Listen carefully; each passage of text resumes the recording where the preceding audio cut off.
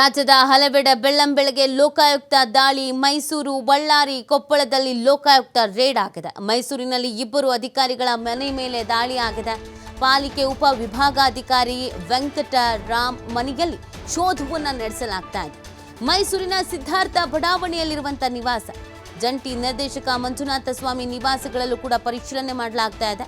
ಕೌಶಲ್ಯಾಭಿವೃದ್ಧಿ ಇಲಾಖೆಯ ಜಂಟಿ ನಿರ್ದೇಶಕ ಮಂಜುನಾಥ ಸ್ವಾಮಿ, ಮೈಸೂರಿನ ಸಾತಗಳ್ಳಿ ಜೆಪಿ ನಗರದಲ್ಲಿರುವಂತಹ ಮಂಜುನಾಥ ಸ್ವಾಮಿ ಮನೆ ಆದಾಯಕ್ಕೂ ಮೀರಿ ಗಳಿಕೆಯ ಆರೋಪದ ಅಡಿಯಲ್ಲಿ ಲೋಕಾಯುಕ್ತ ದಾಳಿಯನ್ನ ಮಾಡಲಾಗಿದೆ. ಜಂಟಿ ನಿರ್ದೇಶಕರ ಮನೆ ಮೇಲೆ ದಾಳಿಯನ್ನು ಮಾಡಲಾಗಿರೋದು ಕೌಶಲ್ಯಾಭಿವೃದ್ಧಿ ಇಲಾಖೆಯ ಅಧಿಕಾರಿಯವರು. ಸೊ ಇವ್ರ ಮೇಲೆ ಒಂದಷ್ಟು ಆರೋಪಗಳು ಇತ್ತಂತೆ. ಆ ಹಿನ್ನೆಲೆಯಲ್ಲಿ ಒಂದು ದಾಳಿಯನ್ನು ಮಾಡಲಾಗಿದೆ.